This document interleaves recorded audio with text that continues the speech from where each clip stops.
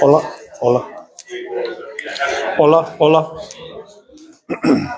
Buenas tardes, buenas noches, buenos días, porque no solo nos acompañarán en esta charla todos los amigos que están aquí presentes, sino que como lo vamos a transmitir por la página Facebook del Ateneo, cualquiera que lo quiera ver se queda grabado en cualquier momento del día, de la tarde o de la noche. Hay gente loca que se pone a ver cosas de ciencia a las 3 de la madrugada. Bueno, bienvenidos a todos. No hace falta que usemos el micro, porque como vamos a estar grabando, sí. Bienvenidos a todos. Es una satisfacción enorme comprobar cómo en este Ateneo, que tiene una concepción extensa de la cultura, también la ciencia tiene cabida con este tipo de acogidas. Reanudamos los encuentros de Ciencia y Futuro y hoy quiero empezar agradeciendo a Manuel Vázquez que nos acompañe para acercarnos a uno de los mundos que más inquietud, expectación, esperanza está provocando, que es la evolución de la capacidad de las máquinas para pensar, para crear, para ayudarnos en los procesos de investigación o en los procesos laborales. Este tema, el tema de la inteligencia artificial, como es tan poliédrico y tiene tantas visiones, va a ser una serie. Vamos a ir trayendo expertos que en cada ocasión pues, nos hablarán de un aspecto concreto de la inteligencia artificial. Hoy vamos a comprobar con la intervención de Manuel cómo es un instrumento que está ayudando para una serie de cosas que no quiero hacer el spoiler, él nos lo contará ahora. Pero también hay amenazas sobre cuántos puestos de trabajo va a modificar o va a alterar o va a eliminar. Hay otras inquietudes como, por ejemplo, qué pasa con la propiedad intelectual. Ha habido una huelga reciente de todos los guionistas y creadores en Hollywood porque alguien hace el primer capítulo, los 3 primeros capítulos de una serie como guionista y la productora lo puede despedir y conseguir que con guionistas de menos calidad, pero con ayuda de la inteligencia artificial, de manera absolutamente coherente con lo que han sido los primeros capítulos, siga produciendo historias y tal. Entonces, hay inquietud, hay posibilidades enormes y como todo, cuando apareció la máquina de vapor, había una amenaza para que desaparecieran los segadores, porque iban a venir las cosechadoras, pero luego vino el tren y nos montamos aquí y nos vamos a Madrid a ver a los familiares. Entonces, como todo avance, y en este caso revolucionario en el conocimiento y en la ciencia, va a tener muchísimas repercusiones. Unas van a ser positivas, otras van a ser negativas. Y como en este caso tiene tal calado, es muy importante que centros como el Ateneo nos acerquemos, porque no es un tema de los informáticos, es un tema de la sociedad, porque aquí va a haber compromiso ético, va a haber compromiso filosófico, de propiedad intelectual de los creadores, de transformación del mundo laboral. Entonces, no es una creación que está en manos de los informáticos, sino que debe ser toda la sociedad la que vaya modulando cómo esta revolución hacemos que sea lo más positiva posible y cause el mínimo daño posible. Entonces, sin extenderme más, muchísimas gracias por vuestra asistencia, bienvenidos a todos y vamos a darle la palabra a Manuel Vázquez Marrufo, que ya tuvimos la fortuna de contar con él en una ocasión. Vino, explicamos que había sido un estudiante brillante, que consiguió la beca Fulbright, que estuvo en Estados Unidos, que trabajó con los referentes mundiales en su especialidad y que con programas de rescate de cerebros y científicos que teníamos en el extranjero que habían huido, se habían fugado porque aquí no había oportunidades, pues con ese tipo de programas conseguimos rescatarlo y nos lo trajimos de nuevo aquí para disfrutarlo creando ciencia en nuestro país. Tenía plaza de profesor titular en la Universidad de Sevilla y ya con la ayuda de Antonio Marín, que lo presentó, nos contó que estaba a punto de conseguir la calificación para la cátedra. Hoy ya lo recibimos, es catedrático titular en el Departamento de Psicología Experimental de la Universidad de Sevilla y es un referente nacional e internacional en los trabajos en los que investiga de la repercusión fisiológica del cerebro en los procesos cognitivos. Y es una cosa muy interesante porque lo que me ha apuntado que va a contarnos es que nuestro cerebro inventa una máquina y esa máquina nos está ayudando ahora a que entendamos mejor a nuestro cerebro. Entonces, sin más preámbulo y agradeciéndote muchísimo que vengas aquí a compartir tu conocimiento y que nos acerque a un tema tan importante, muchísimas gracias y bienvenido. Muchas gracias. Muchas gracias.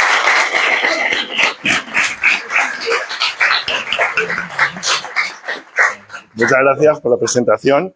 Por supuesto, muchas gracias a todos por venir. Yo la verdad es que no es ningún esfuerzo, la verdad, venir. Me encanta porque más o menos esto es como una clase que yo tengo en la facultad de psicología, con la diferencia de que todos estáis así, aquí, y en la facultad todo el mundo está así. Entonces, motiva muchísimo más contaros las cosas y estoy pensando que si a lo mejor me podría venir mejor dar clases aquí que en la propia facultad, ¿de acuerdo? Así que lo podemos hablar con la gente del Ateneo y demás. Bueno, por supuesto, la idea hoy de esta presentación no es atiborraros a un montón de conceptos de la inteligencia artificial, que si alguien tiene curiosidad, pues por supuesto le puedo comentar, ayudar, resolver dudas y demás, sino daros una idea general de lo que estamos haciendo, en particular en nuestro laboratorio, con inteligencia artificial, estudiando el cerebro, cómo nos puede ayudar, cómo puede ser muy útil en el campo de la neurología. Pero va a ser una presentación no muy larga, no muy extensa, porque lo que estoy seguro es que lo que tendréis es muchas preguntas. Es muy posible que no solo además del campo de la ciencia, sino la inteligencia artificial en general. Cómo se puede aplicar la inteligencia artificial en general. Miedos, dudas, ilusiones, etcétera, etcétera. ¿De acuerdo? Así que, como digo, no voy a hacer una presentación muy prolongada y luego ahora teniendo tiempo para preguntas. Si no preguntáis porque estéis tímidos y demás, pues ya me encargo yo de sacar a gente para que hacerles preguntas, como mi sobrina o lo que sea. ¿De acuerdo? Me he tenido que traer a la familia. Bueno, también agradecer, por supuesto, a la presentación. Cuando me hicieron la reincorporación como supuestamente cerebro fugado, eso, yo dije que en el fondo lo que habían recuperado es un estómago, que yo, la aportación cerebral iba a ser mínima, pero que si era por comer, que yo encantado. ¿De acuerdo? Bueno, la exposición, como os digo, no va a ser muy larga y eso sí, al final va a haber una pequeña sorpresa que os comentaré que tiene que ver con esto de aquí, que ya algunas personas saben y demás y que al final os comentaré. Es una cosa que creo que os va a gustar. La primera, digamos, cuestión es que esta imagen es una imagen, de hecho, desarrollada con inteligencia artificial, ¿de acuerdo? Si yo le puse como descriptores, dibújame un cerebro en un horizonte, porque como supuestamente íbamos a hablar de él en horizonte, de la inteligencia artificial, bueno, pues el programa Leonardo AI creó esto, creó esta imagen, creó varias, ¿de acuerdo? Esta fue la que más me gustó y daros cuenta, pues, de que es una imagen que yo creo que es bastante bonita y bastante compleja dentro, digamos, de no decirle simplemente dibujo un cerebro y ponerte perdón la expresión, un churro, digamos, de una bola con grietas, que es lo que habitualmente podríamos conseguir con otros programas y demás, ¿de acuerdo? Entonces, bueno, vamos a ver qué es la inteligencia artificial de una manera muy básica y luego qué aplicaciones las estamos llevando nosotros a cabo en el laboratorio, ¿de acuerdo? ¿Qué es la inteligencia artificial? Aquí. ¿Qué es la inteligencia artificial? Y en particular el Machine Learning. Posiblemente estos dos conceptos os estén sonando. Inteligencia artificial seguro. Machine Learning es una parte de la inteligencia artificial, ¿de acuerdo? El aprendizaje máquina, que se llama. Es decir, cuando una máquina aprende. No todas las máquinas que hacen inteligencia artificial están aprendiendo. Esa es una de las primeras cosas que tenéis que saber. Cuando se está desarrollando algo con inteligencia artificial, puede ser que sea un programa simplemente que aplica una serie de pasos. Eso es algo inteligente, pero, digamos, no está aprendiendo nada. Simplemente ya está predeterminado para hacer una cosa. ¿Cuál es el salto que estáis viviendo o que estamos viviendo todos en este momento? Que las máquinas están empezando a aprender, a hacerlo cada vez mejor. De hecho, ya aprendían hace tiempo, pero ahora aprenden a una velocidad incalculable, enormemente rápida, ¿de acuerdo? Porque también hay medios informáticos mucho mejores y demás. ¿Cuál es la idea esencial? La idea esencial es tener muchos datos de lo que sea, biométricos, del tráfico, de un montón de moléculas, de un montón de libros, etcétera, etcétera, etcétera, pasárselo a una serie de algoritmos, otra palabra que os sonará mucho, que no es otra cosa que un programa informático que va, digamos, haciendo una serie de pasos, como si fuera una receta para hacer una tarta o para hacer, digamos, una pasta, unos espaguetis y demás. Y, claro, lo interesante de todo esto es la complejidad que estos algoritmos pueden llegar a tener, cómo efectivamente simulan en cierta medida el aprendizaje, y entonces esto nos lleva a diferentes aplicaciones.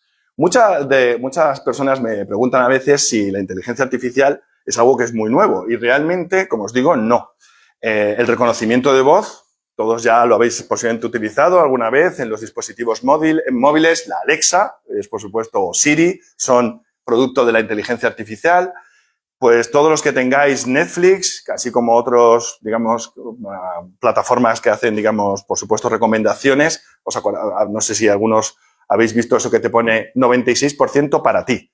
Quiere decir que esta serie es muy posible que te guste muchísimo, porque es casi el 96% de lo que es para ti. Eso es inteligencia artificial, ¿de acuerdo? En este caso, además, sí que está aprendiendo. Está aprendiendo en función de tus elecciones, de lo que tú vas viendo, te va indicando, pues entonces, casi seguro, a ti te va a gustar esto y demás, ¿de acuerdo?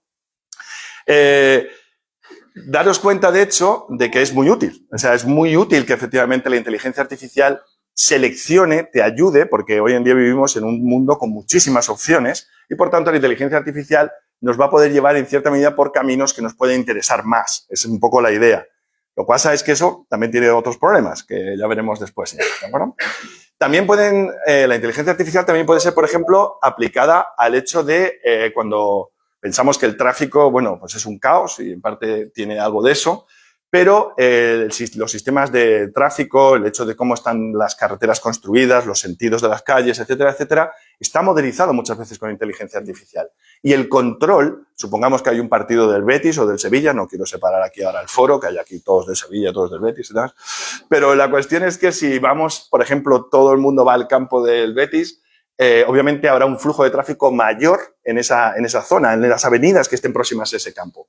Por tanto, en algunas ciudades lo que se hace es que se tienen obviamente semáforos que controlan, no tanto que vayas más o menos rápido, no son como un radar, sino regulan, o sea, pueden medir cuántos coches se están desplazando en una zona y pueden favorecer rutas alternativas por los semáforos, es decir, cómo vetan zonas o tarda más el semáforo en avanzar y entonces te intentas buscar alternativas o te lo dicen incluso con los indicadores que hay en el tráfico y demás, ¿de acuerdo? Es decir, la inteligencia artificial sirve para muchísimas cosas, ¿de acuerdo?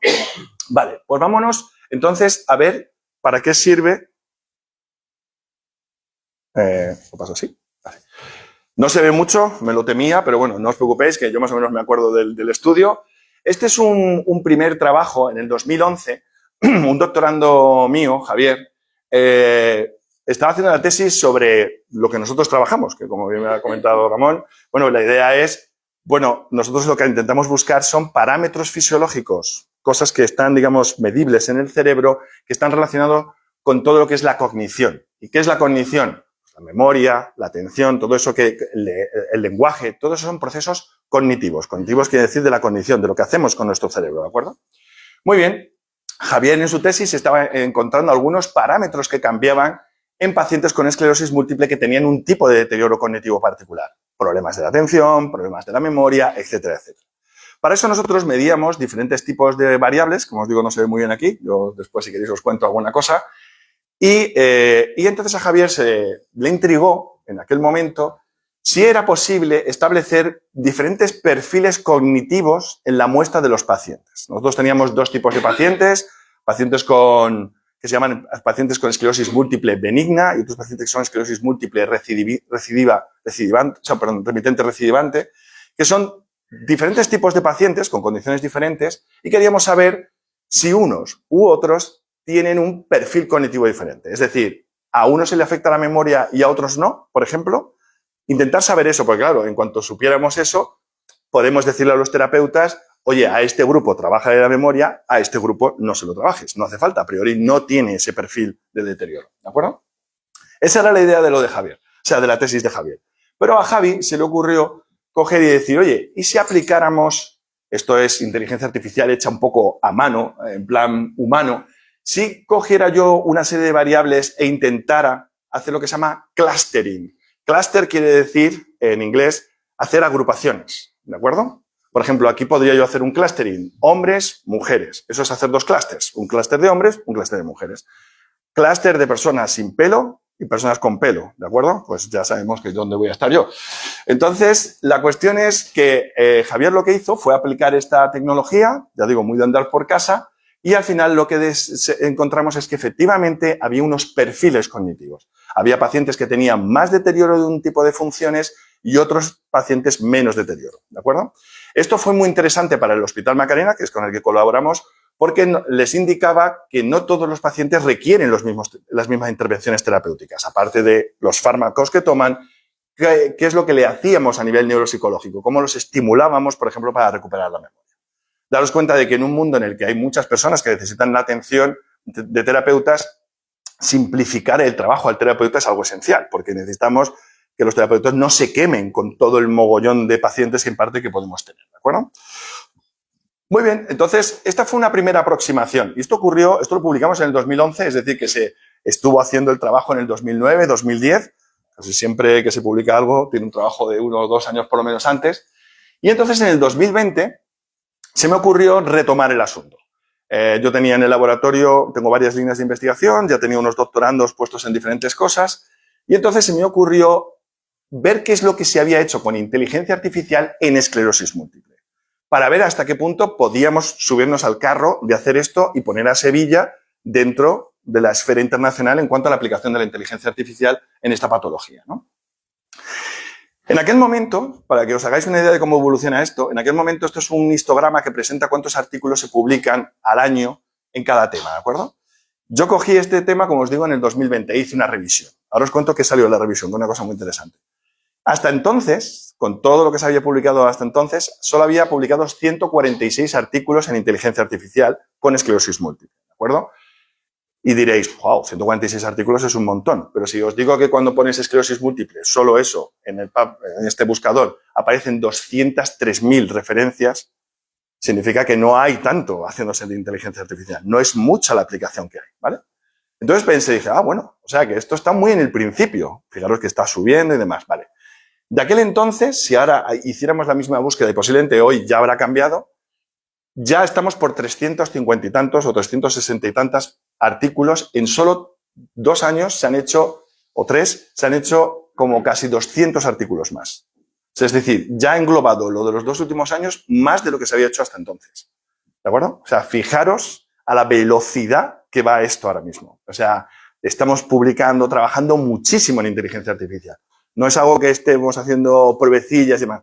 La gente está muy, muy, muy activa en este tema, ¿de acuerdo? Sobre todo China es la nación que posiblemente más representa el desarrollo de inteligencia artificial.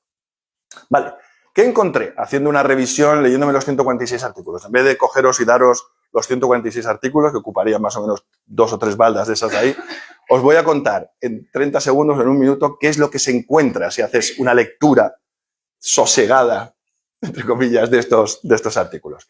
Bueno, en el campo de la esclerosis múltiple, se buscan una serie de cosas que son muy interesantes. La primera es que, como os decía, en esclerosis múltiple lo importante es saber qué tipo de paciente tienes, porque no todos los pacientes son iguales. Puedes tener una esclerosis múltiple primaria progresiva, remitente recidivante, secundarias progresivas cuando ya avanza un poco la enfermedad y benigna, ¿de acuerdo? Cuando te dicen que tienes una esclerosis múltiple benigna, pues te das un alegrón. Porque supone que aproximadamente unos 20 años no vas a notar nada la enfermedad, ¿de acuerdo? Es muy probable que no ocurra absolutamente nada, no vuelva a aparecer un brote en el paciente. Muy bien, entonces a los médicos les interesa mucho saber cuando un paciente entra, que obviamente no viene con una etiqueta que ponga qué tipo de paciente es, que puedan saber qué tipo de paciente es, para poder hacer un tratamiento adecuado a ese paciente. Por entonces, la primera aplicación que se ha utilizado de la inteligencia artificial es la clasificación. Clasificar a los diferentes tipos de pacientes que hay en la enfermedad.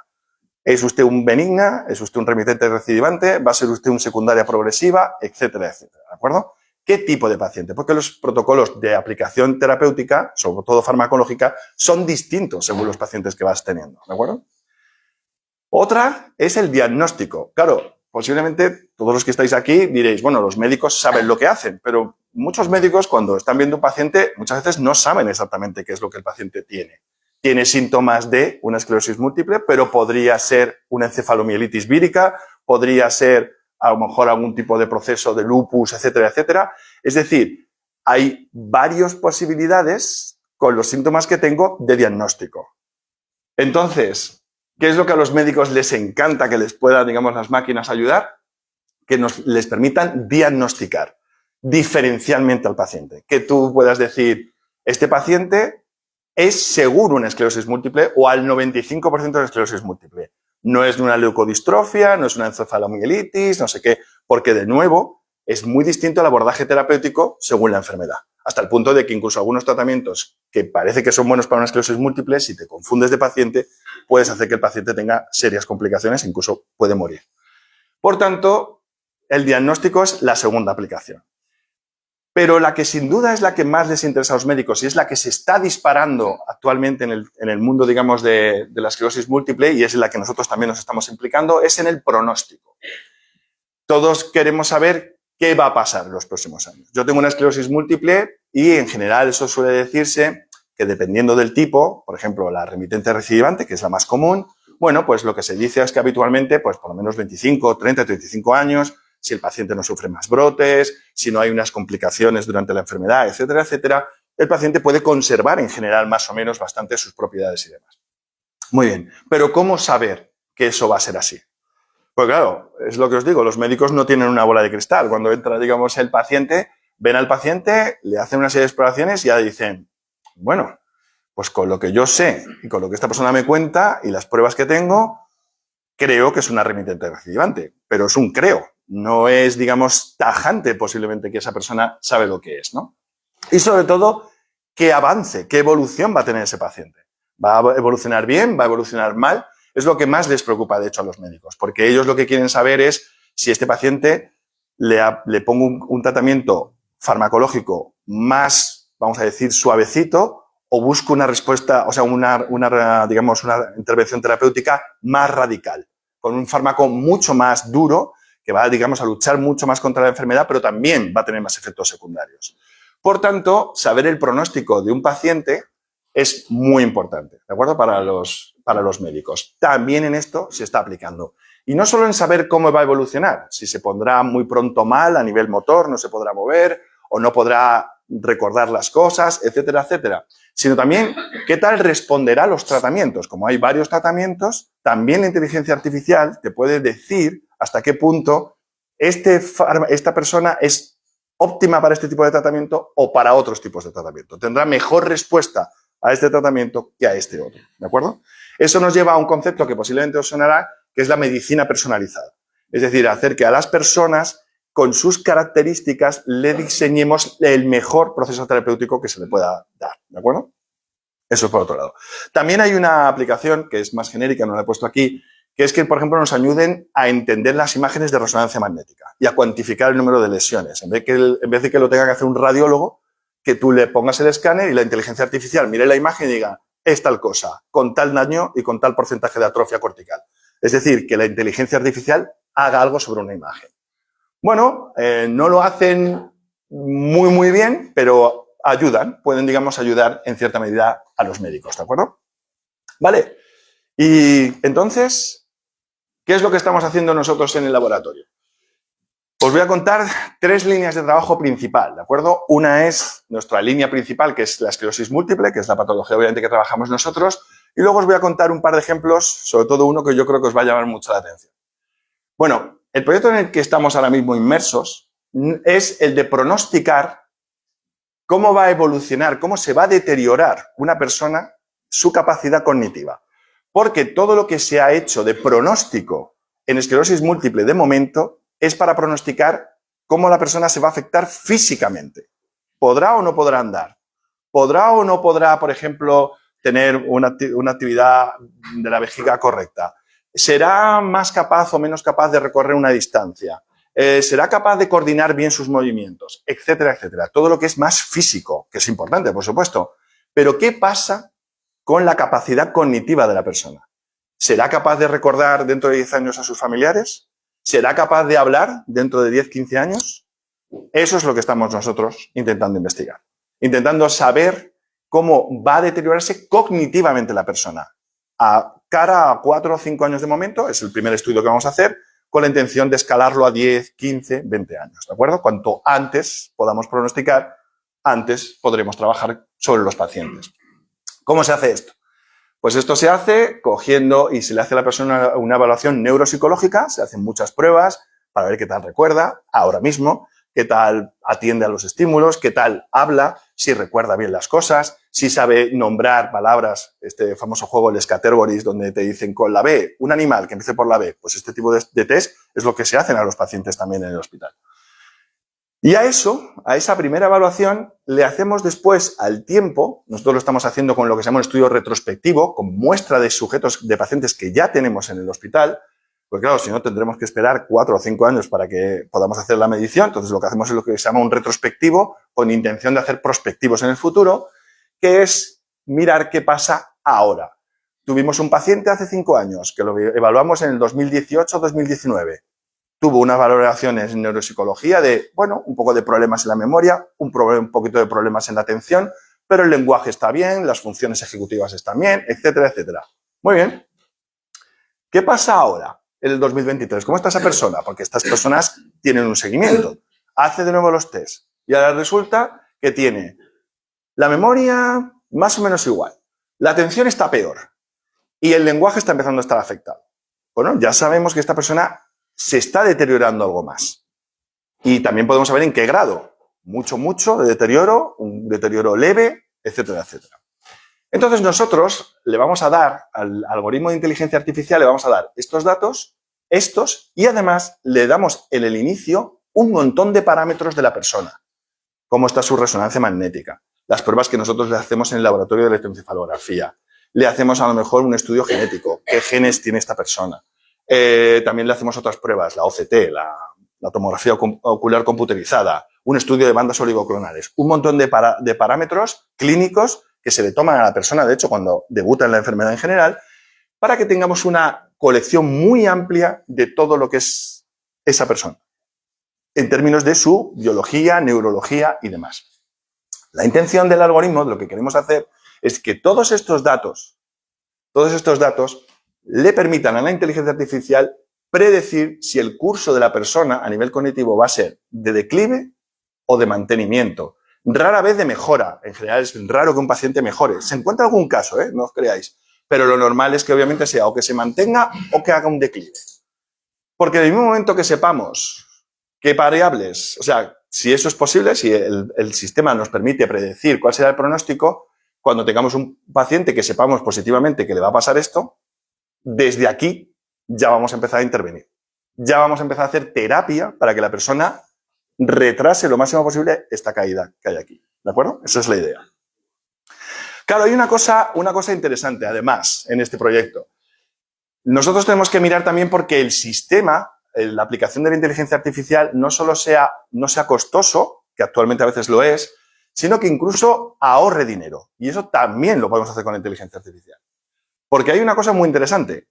A la par de que nos dice qué variables, o sea, nos puede decir, por ejemplo, qué variables de aquí son críticas para determinar si un paciente será de este tipo o de este, también nos dice qué variables de aquí no son útiles.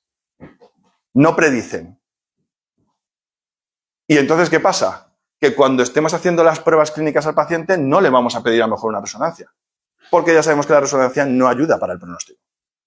Y nos ahorramos hacerle a la persona la resonancia, nos ahorramos los costes para esa persona de la resonancia y el hecho de tener que repetir y hacer mantenimientos y demás en ese sentido, ¿de acuerdo? Por tanto, el algoritmo nos dice qué variables son útiles y cuáles no, lo cual nos simplifica la exploración y además le hace pasar por menos pruebas al paciente, lo cual siempre es agradable, ¿no? Por otro lado, la inteligencia artificial, y esta es una opinión que quiero que también sepáis, no se está contemplando como un sustituto del doctor o del médico, sino como un complemento. Es decir, que sea un sistema que esté, digamos, en el ordenador que tiene el médico va a registrar todas sus variables y el programa le va a dar, la aplicación de inteligencia artificial le va a decir, yo con los datos que tú me has dado, etcétera, etcétera, pronostico que esta persona va a tener un declive cognitivo. Pero la última palabra la va a tener el médico. El médico es el que va a ver eso, va a ver su propia experiencia y va a decir, bueno, venga, vamos a empezar a hacer una terapia o vamos a esperar un cierto tiempo a ver qué pasa. ¿De acuerdo? Lo va a decidir él. ¿Qué experiencias hay cuando se han combinado estos procesos? Cuando se ha dicho, haz tú el diagnóstico a la inteligencia artificial ella sola, hazlo tú, solo el médico, y que lo hagan los dos combinados. Pues lo mejor es cuando lo hacen combinados. Porque curiosamente el médico puede a lo mejor obviar un dato que es fundamental, pero que a la inteligencia artificial no se le ha pasado. Por tanto, la inteligencia artificial siempre como apoyo al médico puede decir el médico, ¿por qué me está diciendo que tiene un pronóstico malo esta persona? Cuando me parece que no es tan malo o no va a ser tan malo. Pues ahí es donde está el hecho de que la inteligencia artificial enriquece también la práctica del doctor, del médico y demás, ¿de acuerdo? Y, por supuesto, nos va a permitir explorar medidas terapéuticas. Si vamos si hacemos un seguimiento y hacemos intervenciones y tenemos pronósticos, como os digo, el tiempo en la enfermedad es algo fundamental. Si cuanto yo antes sepa que esto va a ocurrir, antes puedo empezar a hacer ensayos clínicos para cambiar la nutrición, mejorar con fármacos, hacer estimulaciones, utilizar estimulaciones eléctricas, magnéticas, etcétera, etcétera, etcétera. Todo el abanico de opciones que tenemos. Pero claro, tenemos que saber que eso va a ser para una persona que tiene un declive, porque si esta persona a priori se va a mantener, ¿para qué hacerle una estimulación? ¿O para qué hacerle un proceso terapéutico? Más o menos se va a quedar bien, no va a haber problema en ese sentido. ¿De acuerdo? Vale, esta es, digamos, un poco, como os digo, la manera fundamental. Esto es un ejemplo de un tipo de aprendizaje, o sea, de un tipo de machine learning que se llama supervisado. Yo aquí le digo al algoritmo quién tiene un declive y quién no lo tiene. Y entonces él establece las diferencias. Busca entre todos los datos y dice, pues estas variables son muy de la gente que tiene declive cognitivo y estas son de la gente que no tiene declive. Eso es muy interesante, pero no es lo más potente que se puede hacer en inteligencia artificial. Para eso os voy a poner un ejemplo de otra cosa, se ve ahí, ¿no? Sí. Que es Machine Learning y autismo, ¿de acuerdo? No sé si lo habréis escuchado alguna vez, pero hay enfermedades de las que se sospecha que son conjuntos de enfermedades. Le pasa al autismo, donde ya se ha distinguido, por ejemplo, el síndrome de Asperger como una forma de tipo de autismo, o, por ejemplo, la esquizofrenia, que se sospecha que en el fondo esconde diferentes tipos de trastornos neurológicos y demás.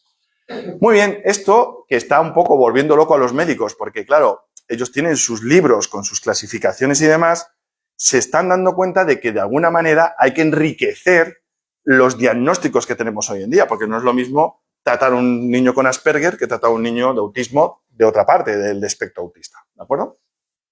En colaboración con este centro, un centro que está en Bormujos, que es Neurointegra, que tiene una población muy amplia de pacientes, por ejemplo, con autismo, la idea es la siguiente, para que entendáis un poco qué es lo que puede hacer la inteligencia artificial a un nivel superior un poco a lo que os acabo de comentar. Imaginaros que esta es la colección de pacientes que tenemos con autismo, ¿de acuerdo? En ese centro. Muy bien. Aplicamos los algoritmos. En este caso es un algoritmo de aprendizaje no supervisado. ¿Qué quiere decir esto? Yo al algoritmo no le digo nada. Solamente los datos. Le doy los datos y le digo, busca. Busca relaciones entre estos datos. Tú solo. Sin que yo te diga nada. Y entonces se forma esto. Se puede formar esto. Clustering.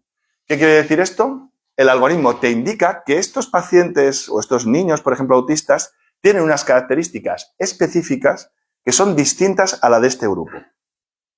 A su vez, este es distinto a este grupo. En lo que sea, puntuaciones del espectro autista, de algún valor del test, la NEPSI, cualquiera de las escalas que se utilizan hoy en día y demás. Y de hecho, cuantas más dimensiones tú le pongas, porque aquí lo vemos obviamente bidimensionalmente, se puede hacer tridimensionalmente, pero se puede hacer con infinitos niveles de dimensiones, tantos como tú pongas al algoritmo. Cuantas más variables pongas, más complejo es el mapa de conocimiento que desarrolla el algoritmo. Es decir, el algoritmo lo que llega a construir es, o puede llegar a reconocer, es un patrón, ya no digo ni bidimensional ni tridimensional, de cómo es una enfermedad, de cómo de compleja es la enfermedad, ¿de acuerdo? Y eso, fijaros que para nosotros significa poder diagnosticar mejor, porque igual no vamos a tratar a estos niños de aquí que a estos niños de aquí. Son tratamientos distintos porque son grupos con entidades y con propiedades diferentes. Y eso no lo podemos hacer nosotros, o es muy complejo, porque con el número de variables que hoy en día tenemos, es muy difícil que lo hagamos nosotros porque no tenemos esa capacidad computacional. Pero un algoritmo de inteligencia artificial sí lo puede hacer.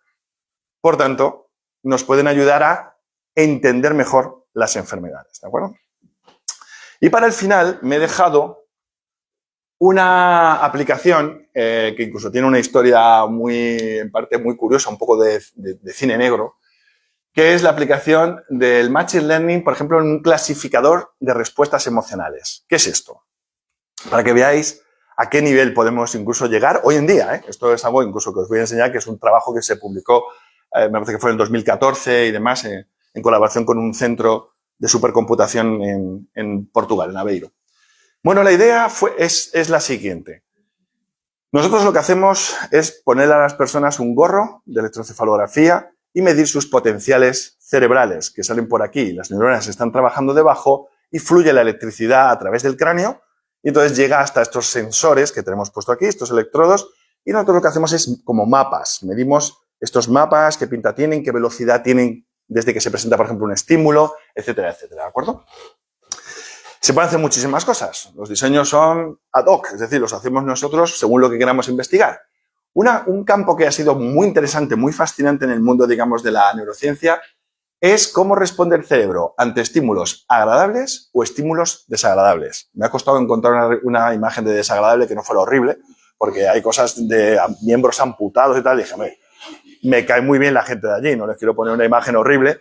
Y tal, pues he puesto un hombre así como desesperado, ¿de acuerdo? Y después en agradables, pues era más difícil, curiosamente, encontrar imagen, pero bueno, una playa, un atardecer, algo bonito y tal, ¿de acuerdo? Muy bien. Lo que es interesante es lo siguiente. Imaginaros que en este caso se puede hacer tanto con supervisado como con no supervisado. Os voy a explicar la fórmula supervisada, el aprendizaje supervisado, para que entendáis un poco cómo se puede hacer de una manera muy sencilla y luego cómo yo lo puedo complicar esto, ¿de acuerdo? La idea es que le presentemos al sujeto imágenes agradables. Yo cojo 30 imágenes agradables y se las voy presentando mezcladas con imágenes desagradables. La persona le decimos simplemente que nos indique si le pareció agradable o desagradable. Aparece la playa. Pulsa el botón izquierdo cuando sea agradable. Pulsa. Cuando aparezca lo desagradable, pulsa el botón derecho. ¿De acuerdo? Y le presentamos un montón de imágenes. Cuantas más le presentemos, mejor que mejor. Pero para que os hagáis una idea, presentando 30 de un tipo y 30 del otro ya es suficiente. Fijaros, 30 imágenes. Muy bien.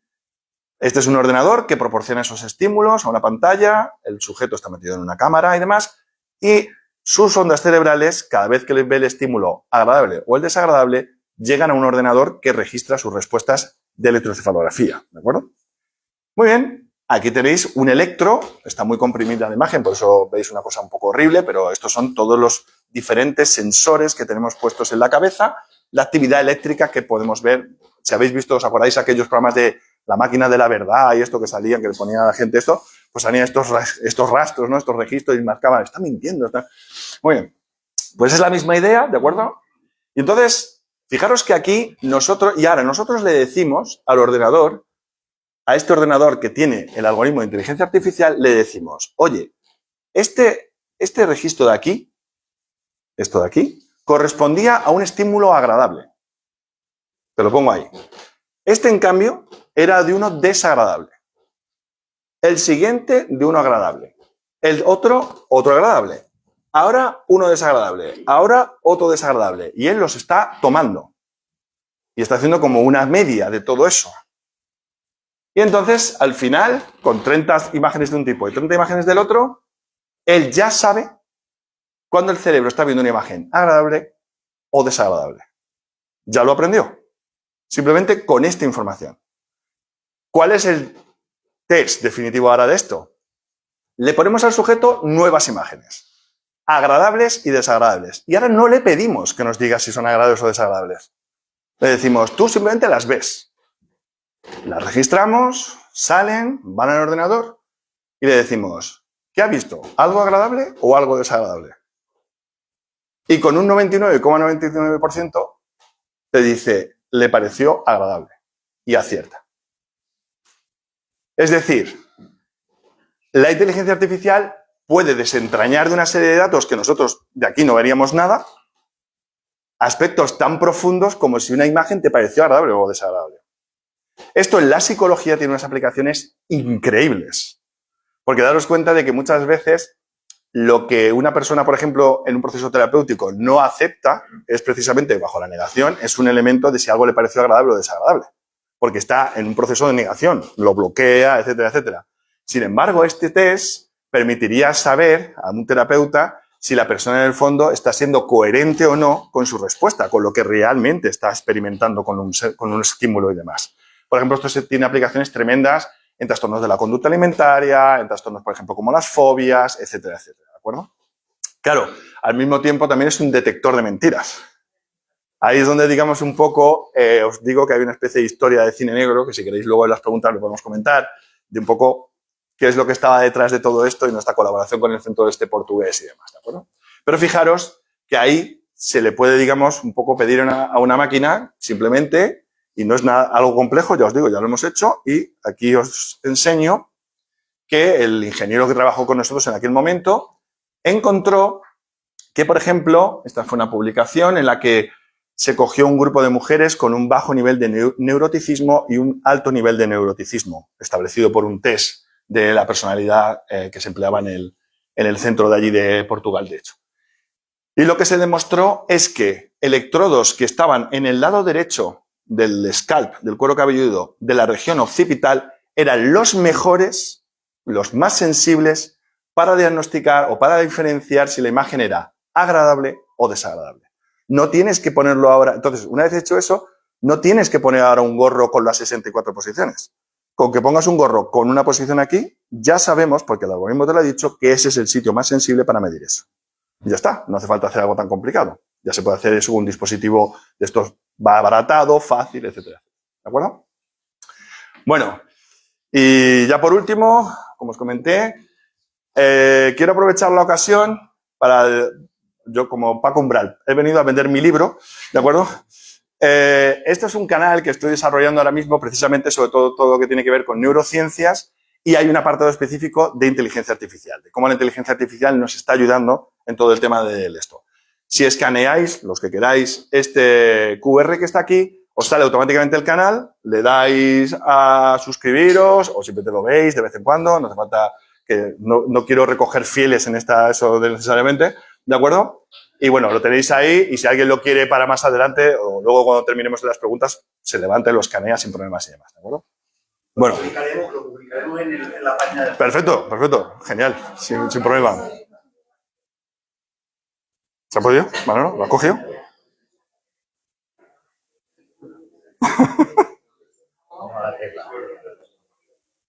¿Sí?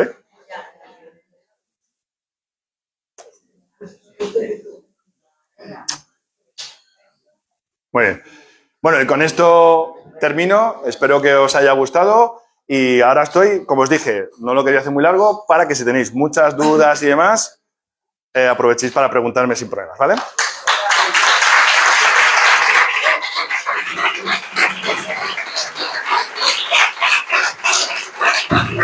Gracias, gracias.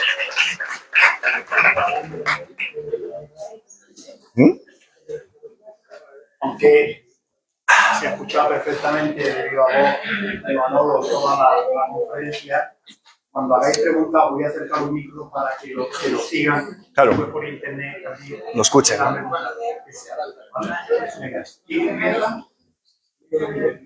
¿Quién rompe el hielo? Sí, claro, yo sí, no tengo ningún problema. ¿Listo? Agradecerte la exposición que ha sido brillante. Has comentado que existen todavía pocas publicaciones sobre esclerosis, es decir, que podía ser un perfecto ejemplo. Correcto. Cuando haya muchísimos miles de artículos con miles de descripciones, Correcto. ¿dónde queda el papel del médico? Porque probablemente lo va a superar. Sí, es una, digamos, un poco como de las preocupaciones en el ámbito médico de qué va a pasar en ese sentido, ¿no? Hay, digamos, dos partes para responderte a esta cuestión que son interesantes. Una es que estamos como lo que le llaman en la fase de la inteligencia artificial débil.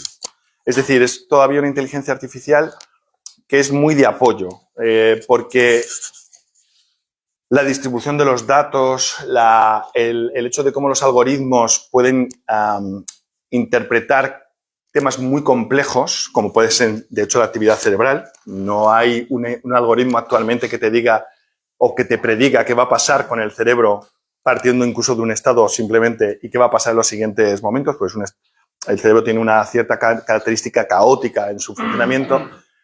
Por tanto, hoy en día los algoritmos solamente pueden ser como un apoyo, vamos a decir. Pero eso va a cambiar dentro de unos años con la inteligencia artificial dura o general, que le llaman. Que es cuando ya la inteligencia artificial empiece a tener suficiente cantidad de datos, cruzados además de diferentes bases de datos, de muchos centros hospitalarios, por ejemplo, y demás, y además tengan unos regímenes de computación mucho más potentes todavía, más distribuidos, etcétera, etcétera. ¿Qué ocurre? Ahí es verdad que va a haber una cierta colisión con el profesional médico porque, por ejemplo, como te comentaba, está la descripción de patologías dentro de patologías. Que eso el médico actualmente lo intuye, lo conoce muchas de las veces, un buen médico lo puede incluso saber, pero no lo ha transcrito a un manual médico que en vez de que tenga 800 páginas va a tener 5.000. Entonces, el asunto está en que efectivamente, de aquí a aproximadamente a unos...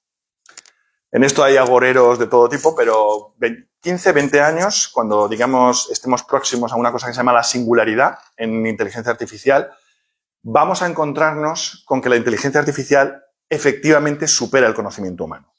Porque va a llegar a construir modelos sobre las enfermedades muy complejos, que incluso nos va a lo mejor costar comprender. Porque, claro, está percibiendo elementos o relaciones entre parámetros que no son tan fáciles de verse, en general, para nosotros, ¿no? Nosotros somos muy de una causa y un efecto, o de una causa, 3 efectos, etcétera, etcétera. La inteligencia artificial eso le da la vuelta, establece, digamos, incluso límites difusos entre las variables, puede hacer cosas muy complejas, ¿no? Entonces, sí hay un cierto riesgo y miedo ante hasta qué punto la inteligencia artificial va a llegar. Y ese es el tema de la singularidad, que es un tema que si queréis lo podemos hablar y demás, porque tiene cosas muy interesantes. Y existe esa amenaza, no ahora mismo, podemos estar tranquilos posiblemente en los próximos 5 o 10 años, pero más allá van a empezar a pasar cosas con respecto a digamos, la nosología médica, a cómo caracterizamos las enfermedades y cómo le damos solución. Probablemente el médico se va a encargar de ser un gestor de esa inteligencia artificial en ese nivel para poder, digamos, aplicar los tratamientos terapéuticos adecuados, porque obviamente la máquina no lo va a hacer, no tiene un efector necesariamente, lo va a hacer el médico, pero a instancias muy de lo que le recomienda la inteligencia artificial, a menos que lo quiera corregir. Supongamos que queremos seguir dándole la última palabra al humano, lo cual, pues, desde mi punto de vista es muy coherente en general, pero sí que es verdad que la inteligencia artificial puede llegar a superar en conocimiento al humano, porque va a tener más información, más capacidad de conectar las cosas y demás. Eso es posible que pase, sí. Eso no será muy difícil. Sí, en algunos casos, sí, en algunos casos. Yo tengo un lema que digo, mejor inteligencia artificial que estupidez natural. O sea, estoy completamente de acuerdo contigo. Dime. Hola, en la línea de lo que tú decías ahora mismo,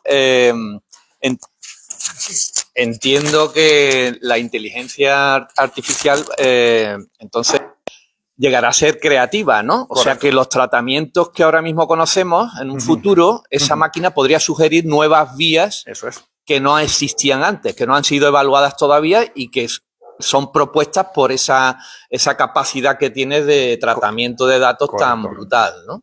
Eso es así, ¿no? Es así, pero incluso te voy a dar un dato más potente que eso. La palabra crítica que has dicho de tu pregunta es lo de creatividad.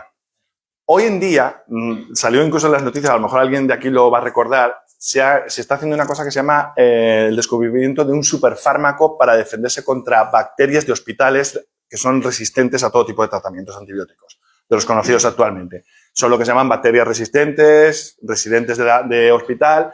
Y entonces la inteligencia artificial ha propuesto 6.000 fármacos diseñados porque él ve los fármacos que existen, hace manipulaciones químicas de ellos y dice, te propongo estos 6.000 fármacos, diséñalos porque tienen muchas probabilidades de ser buenos contra las bacterias que tú quieres matar. Eso ya lo hace la inteligencia artificial. ¿Cuál es la diferencia? Que es con lo que estaba, digamos, con la pregunta que él comentaba y demás. El hecho, pero que tiene que ver con lo que tú decías de la creatividad. El hecho es que la inteligencia artificial en algún momento determinado va a empezar a tener un conocimiento que ni siquiera nosotros ya tenemos. A plantear preguntas que ni siquiera nosotros nos hemos hecho. Porque la inteligencia artificial está simplemente haciendo pruebas, aprendiendo cosas. Entonces, claro, es como alguien que no tiene un límite, o sea, que le estás alimentando. Entonces, él va a tener... Entonces, claro, el asunto está en que hoy en día resuelve problemas locales, pero la intención es que empiece a resolver problemas más globales.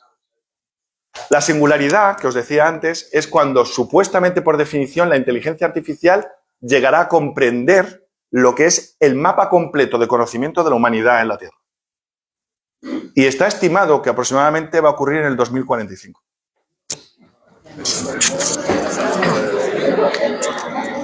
Para que os vayáis relajados a casa, digo. A ver, otra pregunta. Espera que me...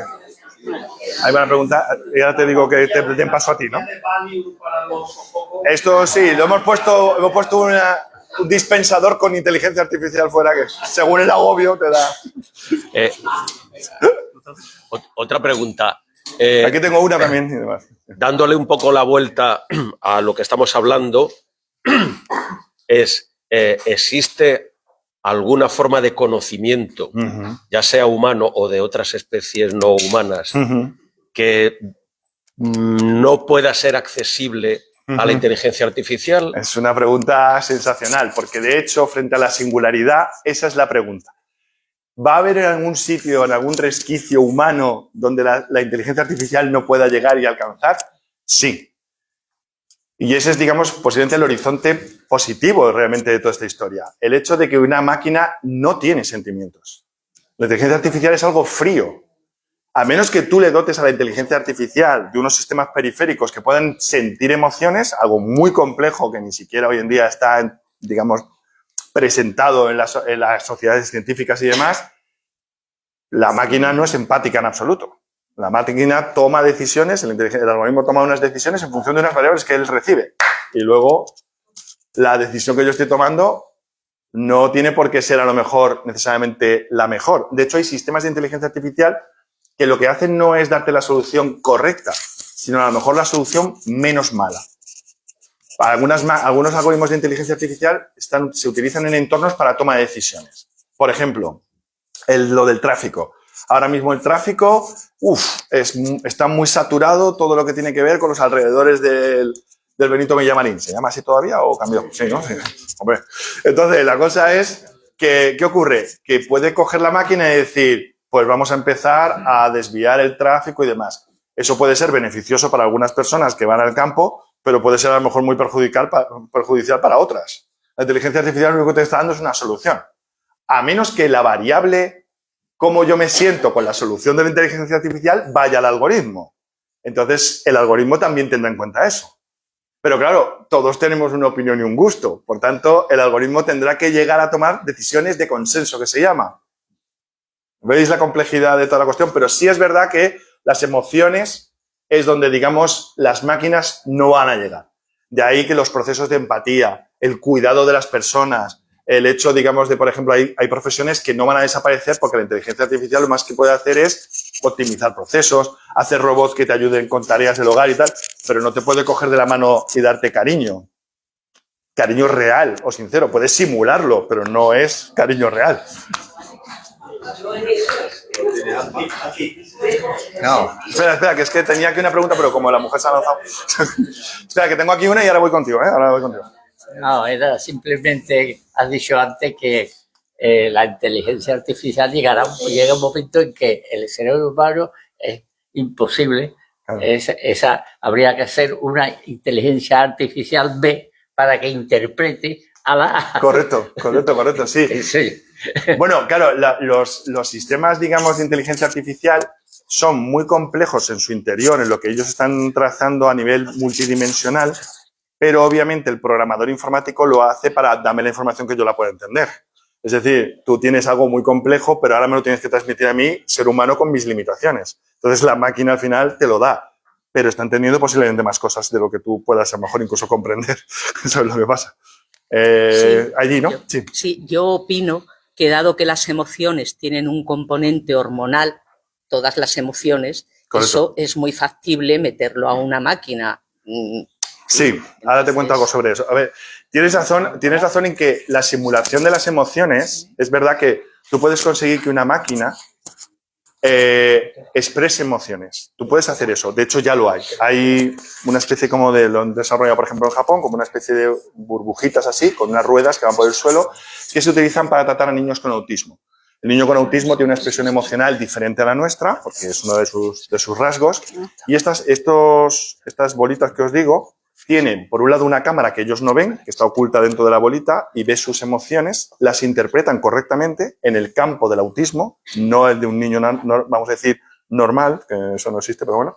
Y ahora la bolita sonríe o se pone con diferentes expresiones emocionales para adaptarse al niño. Es decir, el niño está entrando en un proceso que está irritable o lo que sea dentro de su problema autista. Este robot está intentando ayudar con inteligencia artificial y todo esto a que le cambie el estado de ánimo, ¿no? Darle un apoyo, digamos. Pero una cosa es que tú expreses una emoción, que tú simules una emoción, que en eso hay unos trabajos bestiales ya en el MIT y en otros muchos centros de investigación en el mundo. Y otra cosa es que esa bola sienta la emoción. Eso es humano. Eso no lo podemos hacer todavía en una máquina. Porque ni siquiera comprendemos cómo lo hacemos los humanos. Hay algunas hipótesis de cómo eso ocurre, que es con el marcador somático que definió, por ejemplo, Damasio, por el cual tú tienes áreas del cerebro que lo que hacen es lo siguiente. ¿Por qué yo sé que yo tengo miedo? Es porque yo lo tengo como un concepto en la cabeza.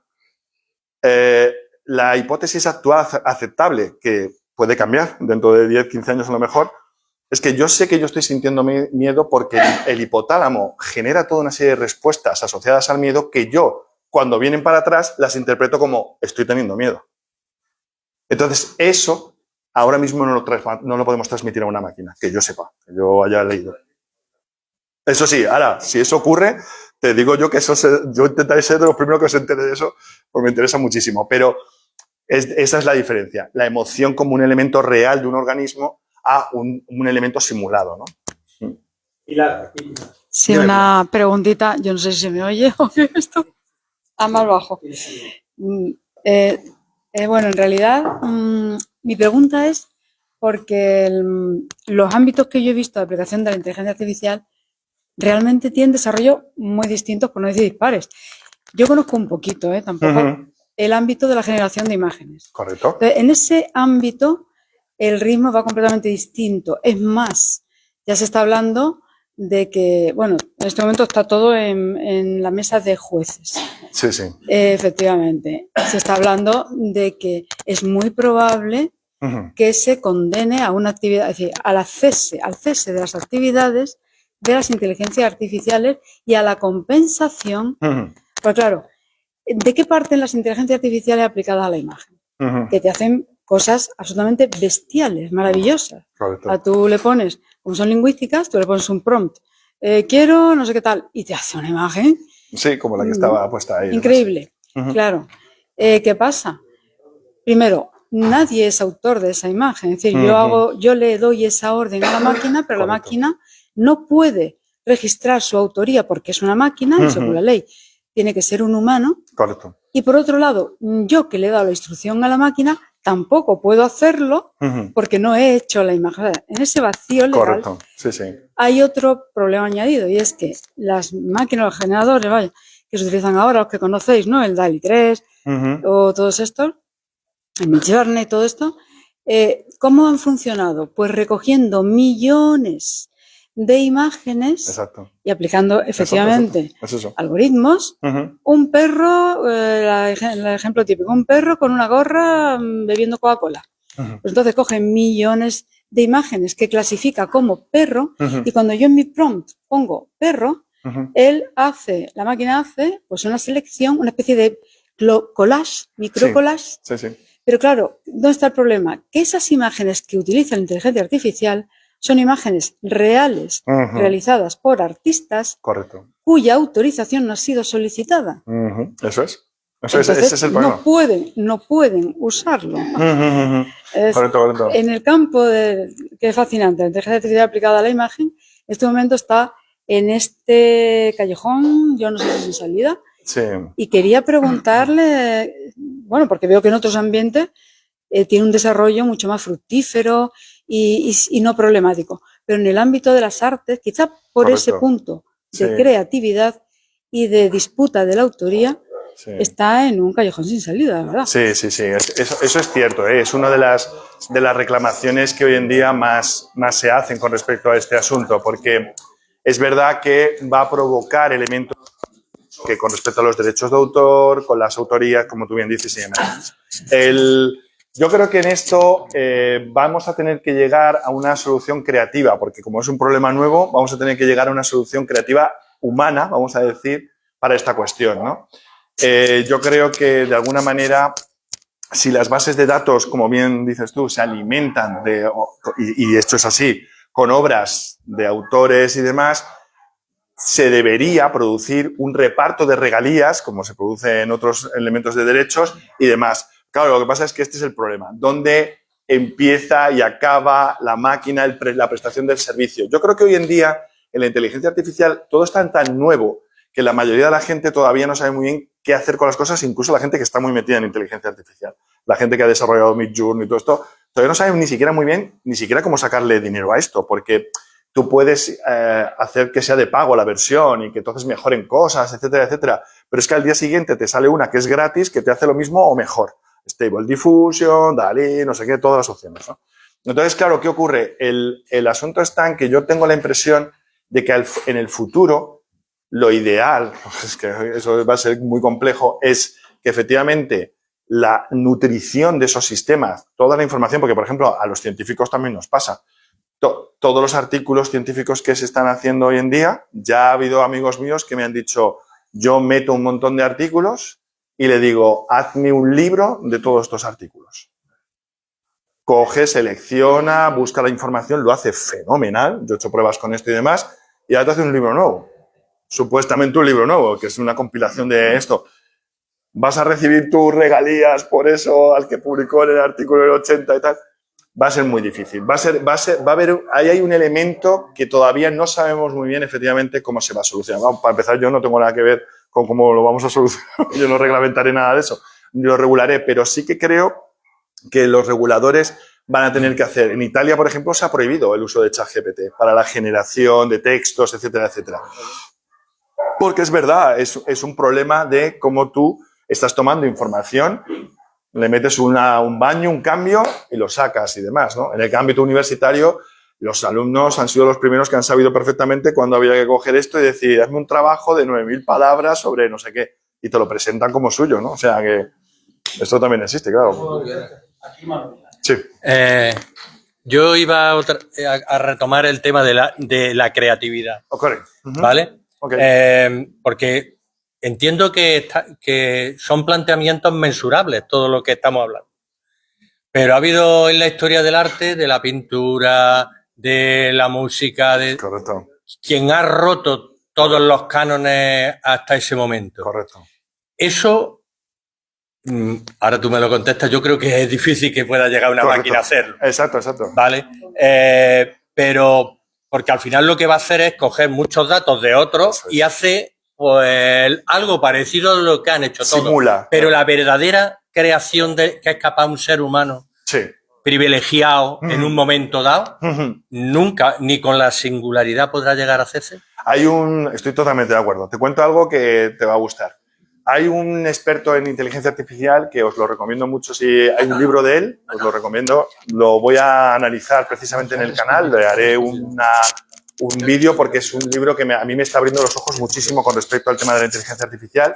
Sky-Fu Lee, que de hecho ha hecho también lo podéis buscar por YouTube, con la Fundación BBVA hizo un análisis cómo impacta la inteligencia artificial en la educación, que eso es otro tema que también telita. Ahora si queréis hablamos. La cuestión es el que él decía, las 3 Cs. Pensamiento crítico, creatividad y la otra C era crítico, creatividad y curiosidad. Es decir, la inteligencia artificial no tiene curiosidad.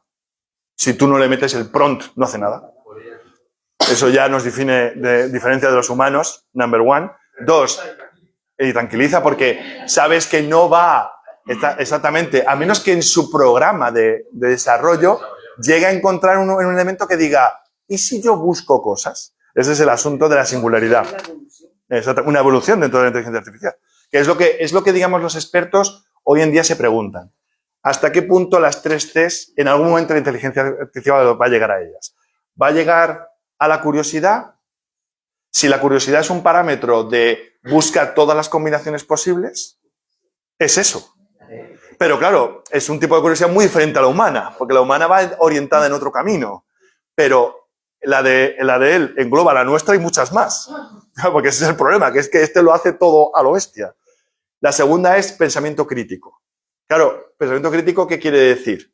Quiere decir que yo puedo, bajo un prisma, una perspectiva mía, valorar algo. Tú decías muy bien, un genio como Picasso aparece y esto es un genio. Esto es una cosa que todos reconocemos como vaya tela. Claro, en la máquina tú le puedes programar para que tenga un pensamiento crítico, que posiblemente será el del informático que la codifica o el grupo informático que la codifica. Claro, Picasso me encanta y odio a Van Gogh. Bueno, pues entonces ya la máquina tenderá un poco a eso. Pero claro, el asunto está en qué momento la máquina y por último la creatividad, ¿no? Cuando yo genero algo que no me lo piden, yo lo empiezo a generar. Ahí es donde está ese elemento que digo de la singularidad. Ahí es donde la inteligencia artificial dura o la general es la que muchos expertos de la inteligencia artificial no saben dónde vamos a llegar. Ahí es donde están ellos diciendo, hay una experiencia que lo comentaba con Miguel, mi amigo Miguel, de, por ejemplo, que se supo que en Facebook, creo que era, 2 programas que hablaban uno con el otro y los desconectaron. Hablamos tú y yo eso, ¿no? Hay aplicaciones en diferentes plataformas informáticas y tal que hacen cosas, pero tienen una cierta libertad para la comunicación y todo esto. Y entonces, de repente, se dieron cuenta en Facebook que 2 programas, uno a otro, le estaban dando señales y miraban las señales y no sabían qué era. No sabían qué es lo que estaban hablando entre ellas. Y entonces lo pararon, claro. Dijeron, espérate, apaga esto, dale al botón de apagar. Porque, ¿qué va a pasar con él? Igual esto está... Está por ahí, está por ahí. Claro, claro. Bueno, una de las cuestiones que me preocupan, sí.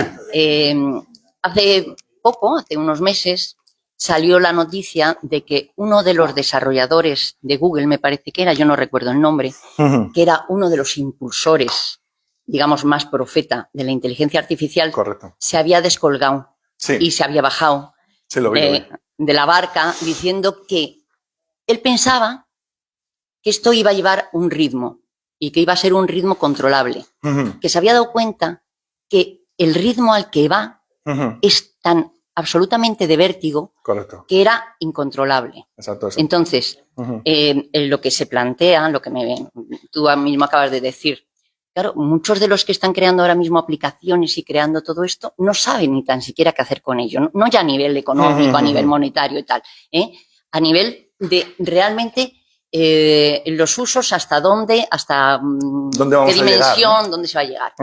Entonces, yo, por ejemplo, en el tema de la medicina, que es uno de los temas, claro, en el que tú has estado ahí con todo ese proyecto en la esclerosis múltiple, que me parece interesantísimo todo, supongo que en distintas enfermedades, ¿no? Que habrá en el Alzheimer, aparte el autismo. No sé cuáles se están ya llevando, digamos, a la práctica, que ya no es investigación, sino que el de Bormujos, el centro Bormujos que tú hablabas, están ya haciendo... digamos, aplicaciones, ¿no? Ellas son un grupo de chicas muy inquieto que me encantan. La verdad es que y una de ellas va a hacer la tesis doctoral, que yo se la voy a dirigir, y entonces ella es uno de los miembros de este grupo. Y entonces ella está ahora mismo recapitulando todas las variables que tienen estos chicos con autismo para que le podamos dar al algoritmo el mayor número de variables y que entonces podamos hacer el clustering más potente, que en vez de a lo mejor 3 grupos te sacan 7. Y entonces tengas 7 tipos de autismo diferentes. Ya no es un Asperger solo, sino ya un autismo más cerrado desde el punto de vista social, con mayor apertura, con más capacidades. dependiendo de la cuestión. Lo que pasa es que, claro, lo que ocurre mucho en España, ¿no? Esta chica esto lo tiene que hacer compaginándolo con su tarea en el centro de terapeuta ocupacional. Entonces, claro, ella acaba rendida y al final del día, pues 2 horas más para recoger, ahora ponerme a mirar las variables, meterlas en un Excel, que es lo que le hemos pedido desde la universidad a ella para que podamos echarle una mano con los algoritmos. De todos modos, yo a lo que iba es, Sí. En ese desarrollo que es de vértigo, de esta herramienta tan potente, todo el tema del control ético, Sí. el tema de la medicina es que es el tema clave, ¿no? O sea, porque nosotros hemos vivido y todos sabemos lo que pasó con la pandemia en Madrid cuando decidieron, no era inteligencia artificial, quienes iban a los hospitales y tenían derecho a recibir un tratamiento y quienes no, porque se les eliminaba. Bueno, esto se ha sido en manos de unos dirigentes políticos y tal. Con la inteligencia artificial, ya la máquina no empática, la máquina no sé qué, bueno, hace unos estudios rápidos de quién vive, quién no vive, a quién le utilizan, quién le aplican un tipo de medidas de tratamientos costosísimos, a quién no, ¿no? Ese tema ético, ¿cómo va, digamos, desarrollándose a la par que esto? Sí. Sí te puedo decir que este tema es un tema que no... estoy de acuerdo con lo que has dicho, de hecho es cierto. Los desarrolladores de inteligencia artificial, ellos mismos muchas veces están diciendo, bueno, ¿hasta dónde vamos con esto? O sea, hemos dado on a esta máquina y vamos a ver, ¿no? Pero ellos mismos también son conscientes, porque además reciben presiones, obviamente, de los lobbies, de los gobiernos, de que esto no puede ser un campo sin puertas, ni vallas, ni control, ni nada de nada. Y ya hay comisiones éticas y de seguridad, digamos, desde el punto de vista moral, sobre cómo se va a utilizar la inteligencia artificial. Como te digo, en Italia ya han vetado el uso de un tipo de aplicación como ChatGPT. En algunos sitios en Corea ya se están regulando, por ejemplo, las normativas de uso con los robots. Es decir, los gobiernos están empezando a darse cuenta de que esto hay que regularlo y mucho, porque vamos a tener que buscar soluciones. ¿Qué las encontraremos? Yo creo que al final las encontraremos, porque es verdad que va a haber perjuicios por un mal uso de la inteligencia artificial, seguro. Ya lo estamos viendo con la modificación de imágenes para simular desnudos de personas que no están desnudas, por ejemplo, pero llevándolo incluso también a elementos como estafas, romper y hackear sistemas. La inteligencia artificial no es mala per se, lo que es malo es quien usa la inteligencia artificial, obviamente. Y el tema es que a cambio los beneficios de la inteligencia artificial son muy grandes, van a ser muy buenos. La vida va a cambiar muchísimo para la humanidad y os digo, no va a ser una cosa para aquí a 100 años, es una cosa que va a ocurrir en los próximos 20 años.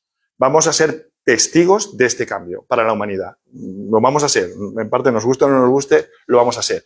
Que es verdad que la regulación ética tiene que venir y que habrá que buscar soluciones, que habrá gente que caerá en este proceso. Es verdad, por ejemplo, los creadores, los técnicos que trabajan con las imágenes.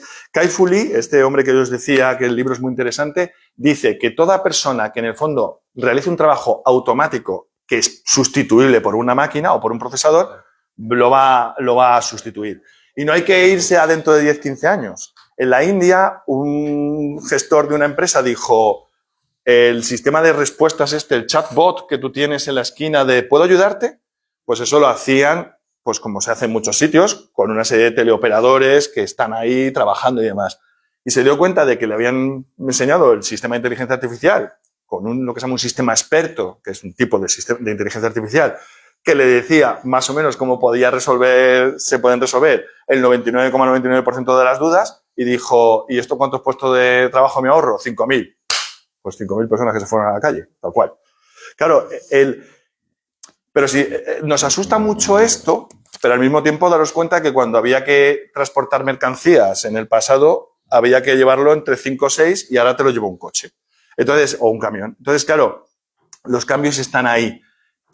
Es verdad que a mí lo que me daría mucha pena, como todas las personas yo creo que pueden empatizar, es que haya personas que efectivamente esto les afecte hasta el punto de que las aparte, ¿no?, en su proceso social, ¿no? Pero que esto indudablemente va a llegar y ya está aquí, y ya de hecho está por todas partes en nuestra vida, es así. La regulación es uno de los caminos, o sea, es uno de los capítulos que está claramente pendiente. Totalmente. Bueno, preguntas. Pregunta. ¿está en el horizonte de lo posible que ocurra lo que en la película Terminator? Quiero decir,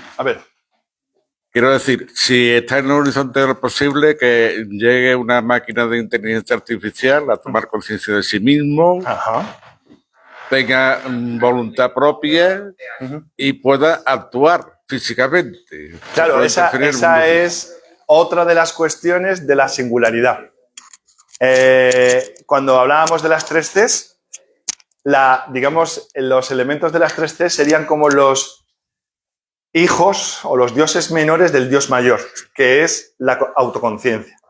Que la inteligencia artificial en un momento determinado sepa que es una inteligencia artificial, que digamos está presente en un mundo, que tiene una conciencia personal. Y eso es otra de las preguntas que se teoriza muchísimo sobre el asunto. Hay muchos libros sobre ello, los fundadores de la inteligencia artificial, desde el siglo pasado, pues Marvin Minsky, o por ejemplo John McCarthy, toda esta gente han hecho ensayos sobre esta historia y no saben responder. Es decir, no saben porque el gran problema es que no sabemos ni siquiera qué nos da conciencia a nosotros.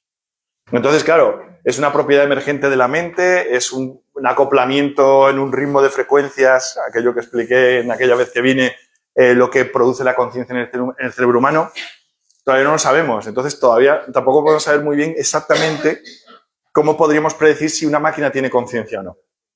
No lo podemos saber porque no tenemos ni siquiera unos parámetros que nos definan una respuesta a esa pregunta. Entonces, es un tema muy, muy potente. Ya os digo, la singularidad está pronosticada para el 2045 aproximadamente y no es una fecha tan lejana. O sea, es algo que posiblemente vamos a ver. Entonces, La pronosticada inteligencia artificial. a la inteligencia artificial creo que le han preguntado, ¿cuándo crees que no sé qué? Y claro, la inteligencia artificial actualmente, como solo resuelve problemas locales, da respuestas locales. Dice, si yo te tengo que responder en términos de cuándo conoceré todas las enfermedades, no sé cuánto, estimo que es, pero la pregunta general todavía no, porque no hay los algoritmos para construir a priori eso. Cuando hablan de singularidad, se tiene en cuenta que hay una lucha científica oriente-occidente muy grande. El tema de los servidores que tengan, por ejemplo, China, me imagino que eso está encriptado y cerrado a cal y canto. Sus investigaciones. ¿Cómo la inteligencia artificial puede llegar a nutrirse de servidores privados? Porque yo, por poner un poco gota de tranquilidad, yo creo que a día de hoy no existen todavía protocolos de seguridad que imagino que de alguna manera encriptarán servidores y no habrá acceso a ellos ni aunque... Claro. Sí.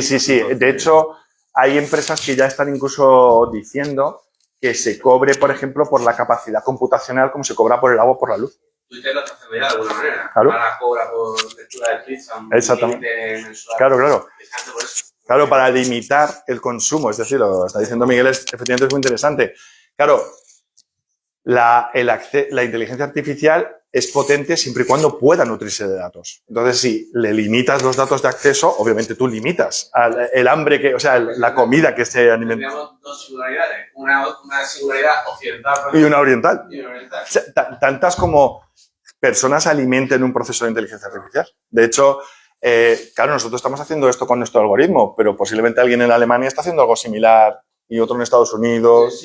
Entonces, después, la intención sería, al final, para elevarte un nivel, integrar todos los conocimientos. Pero para ello tiene que dar el ok del gobierno. Eso es. Es decir, la inteligencia artificial también tiene su geopolítica, tema que a mí nos gusta mucho, y en el libro de Kai-Fu Lee se habla de eso. De que Occidente va muy rápido por Estados Unidos, pero Oriente va muy rápido por China. Entonces están en esta competición.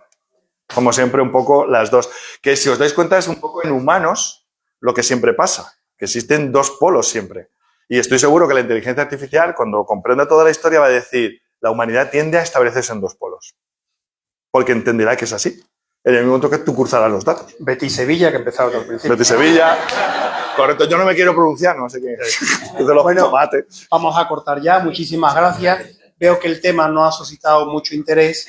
Intentaremos buscar para la próxima algo que pueda ilusionar un poquito más a la gente que venga. ¿De acuerdo? Muchísimas gracias.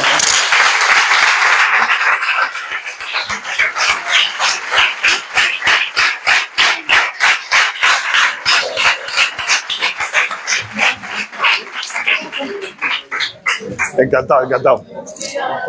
Casi, ¿verdad? Sí.